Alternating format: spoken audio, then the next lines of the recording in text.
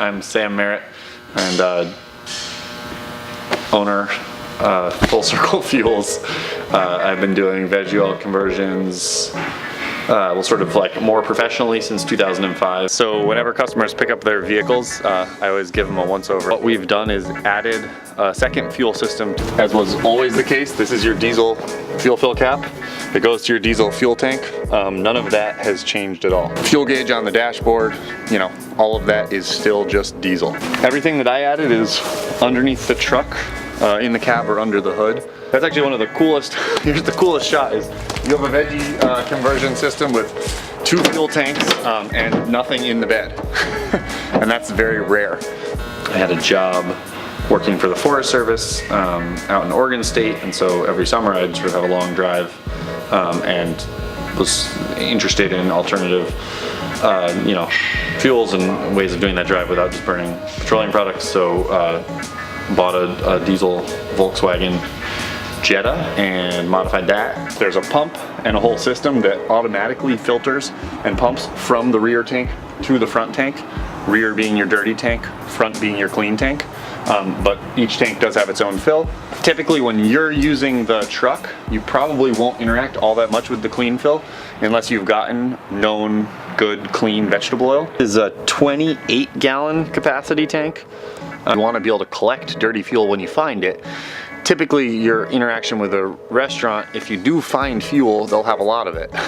That's not always the case, of course, but very often it's like, oh yeah, you want to take some, and then there's a dumpster with like 200 gallons in it or something. On the off chance that you accidentally put in something that's really got a lot of water or some contamination in it, it'd be nice to be able to drain it out of the tank without dropping the tank and having to remove it from the vehicle.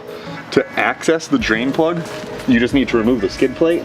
The skid plate is just held on with 4 5/16 inch bolts. For a lot of people, if you're having a less mobile or on the road sort of lifestyle, you can just filter at home, in which case you only need basically from this tank forward. All this could happen in a 55-gallon drum in your garage. You can see the filter right here. It's that cylindrical unit with the Lexan bowl and the electric heater wrap around it. The pump is on the inside of this frame rail. Cylindrical guy located on the frame. Warning number 1, don't run the pump too long, right? We did that. I'm gonna wipe my hand on some grass real quick. Second, you don't want to overflow your tank. Inside the truck, I guess there are about 5 new things. 2 switches, 3 gauges. Fuel gauges, each tank has its own fuel gauge. 1 vacuum gauge. All that pump is fine, anywhere from 0 to 10.